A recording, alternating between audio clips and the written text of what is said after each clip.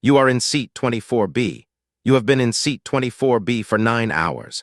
Your knees are against the seat in front of you, the man beside you is asleep on your shoulder, and there are 4 hours left. You are traveling at 900 kilometers an hour in a heated tube with a hot meal on the way. This is the worst journey you will take all year. Your ancestors made the same crossing on foot. It took them 2,000 generations, and nobody brought a blanket. So how did humans get everywhere? It sounds like one of those questions with an obvious answer. People walked, they kept walking. Eventually they ran out of world, except that is not what happened. Nobody set out for Australia, nobody was aiming for Chile. There was no plan, no map, and no destination, because a destination requires knowing that something is there. What actually happened is stranger, slower, and in 4 places genuinely impossible. Start 60,000 years ago in East Africa. Every human on Earth lives here, not many of them. Genetics puts the breeding population in the low tens of thousands.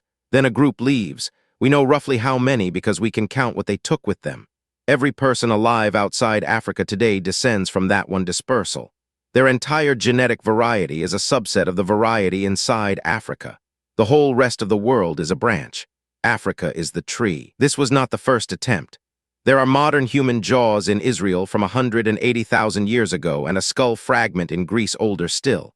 Those people left. They also died out.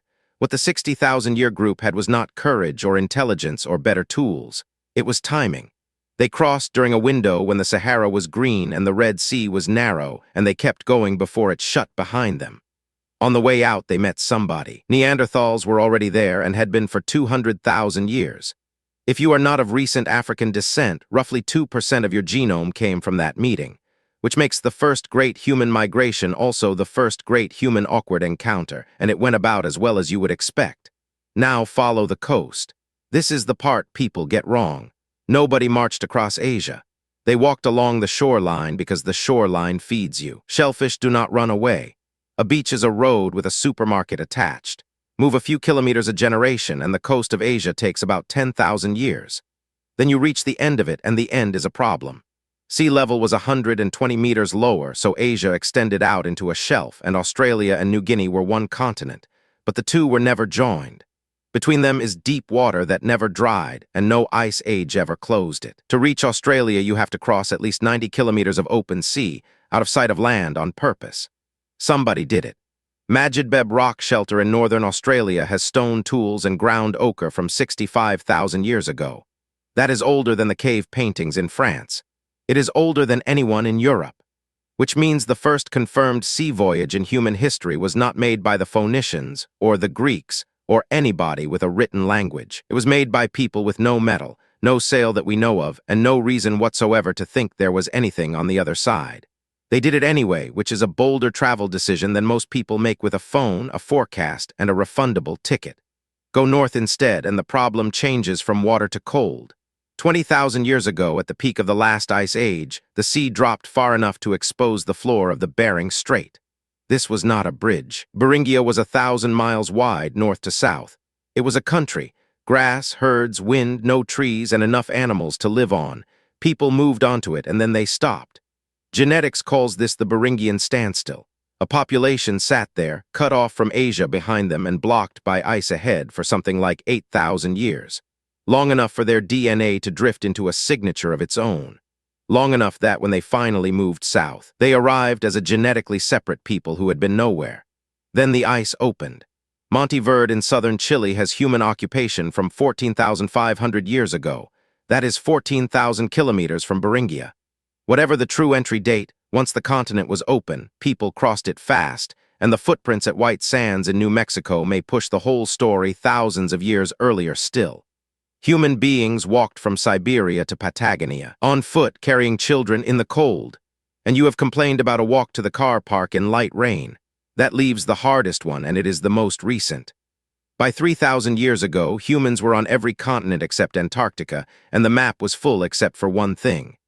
The Pacific. 11,000 kilometers of open water, and in it, islands so small and so far apart that finding one is not a journey, it is a statistical event. Hawaii is more than 3,000 kilometers from anywhere, and people found them all. The Lapita expansion pushed east from the Bismarck archipelago about 3,300 years ago and reached Tonga and Samoa within a few centuries. Then it stopped for around 1,500 years. Then, in a burst somewhere near 1,000 years ago, Polynesian navigators took the rest out to Hawaii, Rapa Nui, and New Zealand. They did it without instruments. They read the star that rises over the island, the swell that bends around it, the cloud that stacks above it, and the birds that fly out in the morning and back at dusk. They sailed upwind first, deliberately, so that failure meant a fast run home. That is not luck. That is a navigation system held in a person's head, passed on entirely by memory, and it worked rather better than the one that drives people into lakes because a phone told them to. Here is the part the story usually leaves out. This was not exploration. Nobody was brave. Most of the groups that left died and left no descendants, no trace, and no name.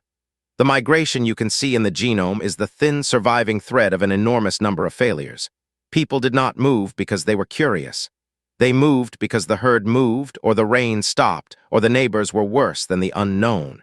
Human beings did not conquer this planet. They leaked into it slowly over 2,000 generations, and mostly by accident. Which brings you back to seat 24B. The route you are flying tonight took your ancestors around 50,000 years to walk, and every kilometer of it was a decision made by somebody who had no idea the rest of it existed. You will do it before breakfast. There are 3 hours left.